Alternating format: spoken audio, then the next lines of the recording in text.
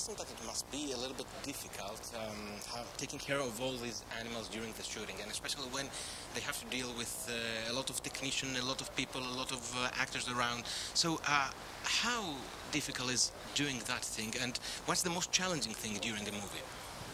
Well, we prepare them a few months ahead of time, so we make up mock cameras and booms and everything. So when they get on the set, they've seen this stuff before, so they're not, we make the environment comfortable for them, so they kind of know what's going to happen. See cameras coming at them and booms up above their heads, and each animal will have their individual trainer, so that person takes care of them and trains them, so they watch them. And it can be difficult when, you have multiple animals doing one scene. That gets harder. Like one animal, that's not as hard as like three animals got to do all their individual things. So that's a little challenging when the more animals in that shot. So do the animals also have their own stand-ins for some scenes?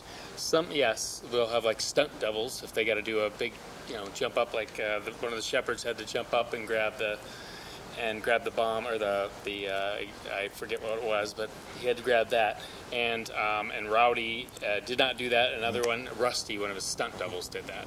What was the most difficult scene during the film? The most difficult scene? Or probably the most challenging?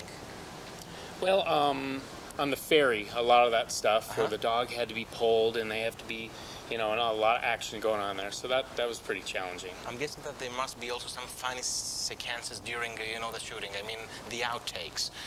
Do you remember something specific? I don't know if they got it on outtake, but we were outside the house before the three characters were going to walk in, and a squirrel ran up one of the telephone poles, and Catherine there almost went after the squirrel of the thing, but we caught him just in time, so that was kind of funny. And hey, Goose, where are you going?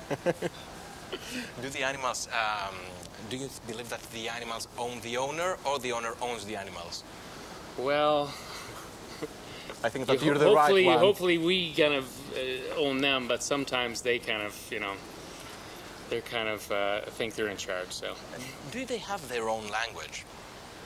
Well, it's more of reading them. I mean, they'll, body language and stuff, and you learn to know what that means, if they're sad or they're happy, excited, mad about something, and you definitely learn to read that. I'm guessing that it must be quite difficult working also with actors at the same time, because some people, they might have allergies, they might be afraid of some dogs. So how is the whole process with the actors and the dogs and the cats and the animals? Well, we find out ahead of time with the actor what they're comfortable with. So, if we can do this, will you allow us to do this? And then they'll set the boundaries. And then if they don't care, then we can do whatever, and then it seems to work better. But sometimes if they have an allergy, it can be a little more difficult. Yeah. Have you ever worked with somebody who had an allergy? Or is somebody from that specific movie had a kind of allergy on cats or dogs? Not this particular one. Nobody had an allergy, so it made it nice for shooting, so nobody had an allergy. Thank you so much for your time. Thank it was you. so nice meeting you. Thank you. Thank you very much. Do you mind just telling also your name so I can put the right one on?